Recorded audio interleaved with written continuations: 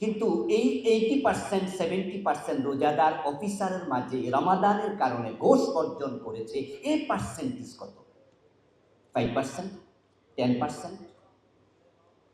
যদি আমরা 10% পাই, বাকি 70% রোজাদার রোজা রেখেছে, ঘোষ ছাড়ে। আর ওই 10% তারাও ঘোষ ছেড়েছে হয়তো শুধু রমাদান মাসে, আবার পরের মাস থেকে তারাও ঘোষ খাওয়া শুরু করবে। সেখান থেকে একবারে জীবনের তরে ঘোষ ছেড়ে দিয়েছে এমন 1% পাওয়া যাবে কিনা? ঠিক একই চিত্র ব্যবসায়ীদের মাঝে, একই চিত্র ডাক্তারদের মাঝে, একই চিত্র সমাজের সর্বত্র। অথচ রোজা কিন্তু এই জন্য আসে। বিশ্ববিখ্যাত মুফাসসির আল্লামা কাজী নাসিরউদ্দিন বাইজাবী রাহিমাহুল্লাহর একটি চমৎকার উক্তি আছে মনে। তিনি বলেছেন, লাইসাল মাকসুদু মিন শারঈয়াতিস সাওম নাফসাল জু'i ওয়াল আতশ বাল মা ইয়াতবাউহু মিন কাসরি শাহওয়াত ওয়া তাতবি'in নাফসি লাম্মারা লিন-নাফসি মুতমাইন্না ফাইযা লাম ইয়াহসুল যালিক লা ইয়ানজুরুল্লাহু ইলাইহি নাযারাল কবুল। এই আরবি ওনার বক্তৃতা, এই বক্তব্যের বাংলা অনুবাদ হলো, মানুষকে ক্ষুধা এবং পিপাসায় কষ্ট দিতে রোজা ফরজ করা হয়নি। রোজা এজন্য আসেনি। আপনি খাবার ছেড়ে দেবেন, পানিও ছেড়ে দেবেন, এই উদ্দেশ্যে শরীয়ত রোজা ফরজই করে, বরং রমাদানে রোজা ফরজ করেছে নফসকে কন্ট্রোল করতে শেখাতে। মা ইয়াতবাউহু মিন কাসরি শাহওয়াত, শাহওয়াত মানে নফস, হাওয়া, আমিত্ব, ব্যক্তির চাওয়া পাওয়া। সামনে খাবার আছে, পেটে ক্ষুধা আছে, আপনি ঘড়ির দিকে তাকাচ্ছেন, ইফতারের কত মিনিট বাকি আছে। কেন?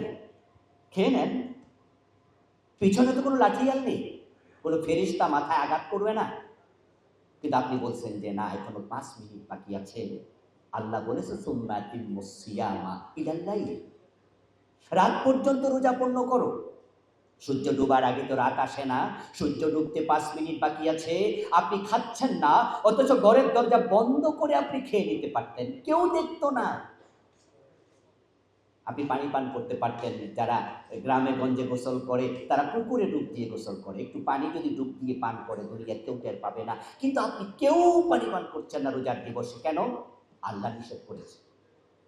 আচ্ছা, পেটে ক্ষুধা, বুকে পিপাসা, আপনার নফস বলছে খাও, আপনি বলছেন নো, আল্লাহ নিষেধ করছে।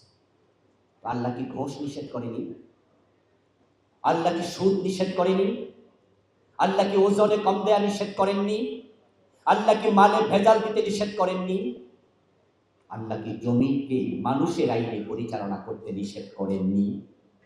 তিনি কি বলেননি ওমান লাম ইয়াহকুম বিমা আনজালাল্লাহ ফাউলাইকা হুমুজ জালিমুন ফাউলাইকা হুমুল ফাসিকুন ফাউলাইকা হুমুল কাফিরুন? যারা আল্লাহর বিধান দিয়ে সমাজ, রাষ্ট্র, ব্যক্তি, সব পরিবার চালাবে না, তারা ফাসিক, তারা জালেম, তারা কাফির।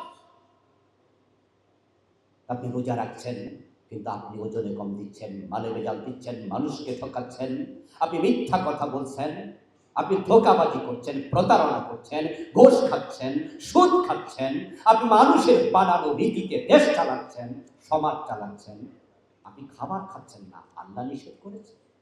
তো আল্লাহর নিষেধাজ্ঞা শুধুমাত্র খাবারের মাঝে সীমাবদ্ধ? জিজ্ঞাসা করে হুজুর, অজু করার পর রমজানের দিবসে যদি মুখের ভিতরে পানি থাকার সম্ভাবনা থাকে, রোজা হবে? আমরা বলি মাশাআল্লাহ, কি চমৎকার অনুভূতি, অজু করার পরে মুখের ঠোঁটের পানি যেন চলে যায়। এই জন্য আপনি কি করবেন? আপনি অজুর পর থুতু ফেলে দেবেন। প্রশ্ন, হুজুর থুতু ফেলার পরেও তো সন্দেহ থাকে, যদি একটু পানি থেকে যায়? আমরা বলি খুঁতখুঁতে হবেন না, ওতে কিচ্ছু হবে না। থুতু ফেলার পর আপনার দায়িত্ব শেষ, এরপর অজুর পানি মুখে আছে, এ নিয়ে টেনশনের কোনো কারণ নেই। প্রশ্নকারীর প্রশ্ন দেখে মনে হয় কত বড় মুত্তাকি, যে অজুর থুতুর পানি ফেলার পরেও টেনশন। আরে ভাই, যে পানি নিয়ে তো টেনশন করছেন, সে পানি পান করা হারাম তো 13 ঘন্টা, 12 ঘন্টা, 15 ঘন্টা, আর সুদ খাওয়া হারাম তো পুরা জীবন। যে খাবার খাচ্ছেন না, আপনার সামনে খাবার, ঘড়ির দিকে তাকাচ্ছেন বারবার, ওই খাবার তো 13 ঘন্টা হারাম, ঘোষ তো হারাম 24 ঘন্টা। কিন্তু সে ঘোষ সুদ অন্যায় চলছে। قال رسول الله صلى الله عليه وسلم من لم يدع قول الزور والعمل به فليس لله حاجة في أن يدع طعامه وشرابه। নবীজি বলেছেন, যে ব্যক্তি খাবার এবং পানীয় পরিত্যাগ করলো কিন্তু অন্যায় পরিত্যাগ করেনি, মিথ্যা পরিত্যাগ করেনি, মিথ্যার পেশাকে পরিত্যাগ করেনি, সে খাবার এবং পানীয় পরিত্যাগ করার কোনো প্রয়োজন আল্লাহ নেই। আলহামদুলিল্লাহ, এতক্ষণ আমি যে কথাগুলো বললাম এগুলো আপনার নয়, এগুলো আমার কথার ভূমিকা।